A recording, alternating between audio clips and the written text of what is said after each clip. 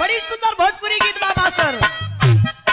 कोनो मेहरारू मरद रात के झगड़ा कैलो, मेहरारू के कमर के करधन टूट गइल त मेहरारूआ बिहान नहीं उठ के कहलो के रतिया के बड़ा निक काम कैला हमर टूट गल। सुनावत है कैसे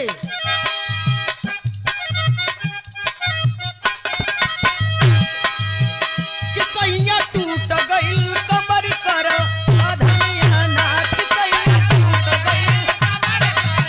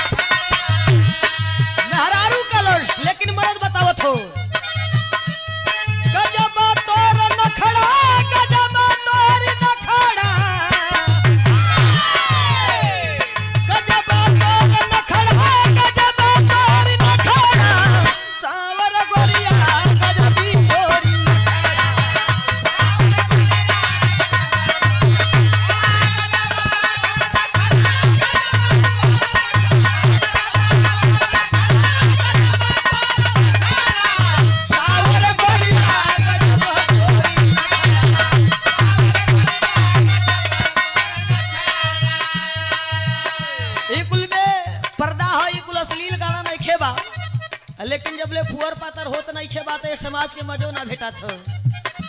पहले मरद मरद विराग आवत हलो तो विराह पर विराह हो बात पर बात हो।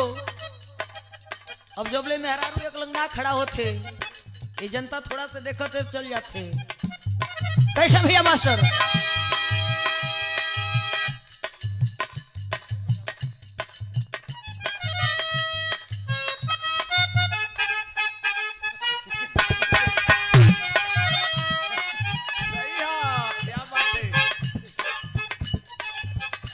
मास्टर वाला बड़ी चूट के गीत बजावत हुआ तोरा ही नियर ससुर रहल से भुकना आओ बढ़ा के लिखे कि सास पिए बीड़ी ससुर पिए गाजा